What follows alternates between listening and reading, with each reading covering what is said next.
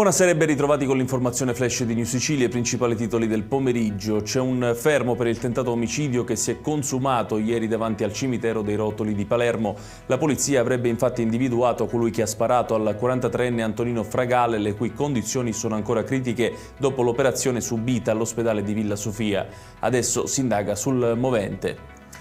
Mia madre si poteva salvare, spero che la giustizia faccia luce su quanto accaduto. Queste le parole di Romina Gelardi, figlia di Maria Ruggia, la 76enne morta dopo essere rimasta 8 giorni su una barella al pronto soccorso dell'Ingrassia di Palermo. Intanto l'assessore regionale alla salute Giovanna Volo ha mandato gli ispettori nella struttura per capire cosa sia successo.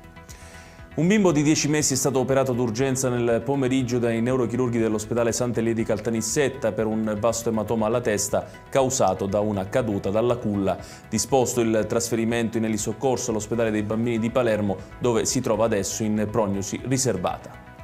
Nuova linfa nell'amministrazione della regione siciliana. Questa mattina infatti la dirigente generale del Dipartimento della Funzione Pubblica, Carmen Madonia, ha accolto i 246 nuovi dipendenti chiamati a firmare il contratto di lavoro a tempo indeterminato. Presente anche il presidente della regione, Renato Schifani.